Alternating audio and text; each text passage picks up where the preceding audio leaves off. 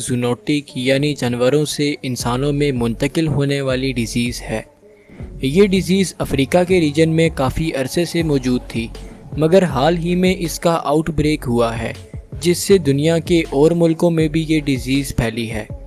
Monkey pox का virus बंदरों, चूहों और बाकी रोडेंट्स से इंसानों में ट्रांसफ़र होता है और फिर इन्फेक्टेड इंसान से ये वायरस दूसरे इंसान में ट्रांसफ़र हो सकता है। जानवरों से इंसान में ये वायरस किसी ज़ख़म वगैरह से इंटर हो जाता है, जैसा कि किसी इन्फेक्टेड चूहे ने आपके किसी ज़ख़म पर सलाइवा गिरा दिया।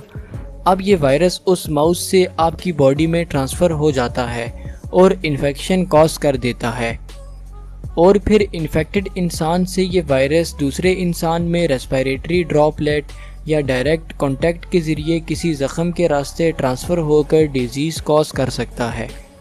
सिम्टम्स: मंकी पॉक्स के मरीज़ में शुरू में फ्लू की तरह के सिम्टम्स ज़ाहिर होते हैं, जैसा कि बुखार, सर्दी लगना, हेडेक वगैरह, मगर 2 हफ्तों बाद जिस्म पर छाले बन जाते हैं और साथ ही लिम्फ नोड्स में सूजन भी बन जाती है।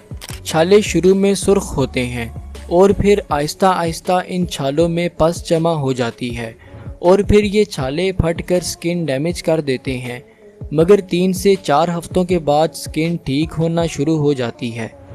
ट्रीटमेंट: क्योंकि मंकी पॉक्स डिज़ीज़ एक वायरल डिज़ीज़ है, इसलिए इसकी कोई प्रॉपर ट्रीटमेंट नहीं है।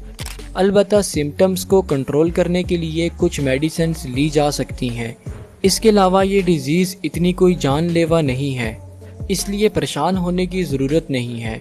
ये डिज़ीज़ अपने आप ही 3 से 4 हफ्तों में ठीक हो जाती है, मगर इसके साथ आपने इस बात का ध्यान ज़रूर रखना है कि आपसे ये डिज़ीज़ आगे ना फैले, जिसके लिए रिस्ट्रिक्शंस फॉलो करें, यानी बीमारी की हालत में ज़्यादा बाहर ना निकलें और लोगों से अलग थलग रहें, ताकि बाकी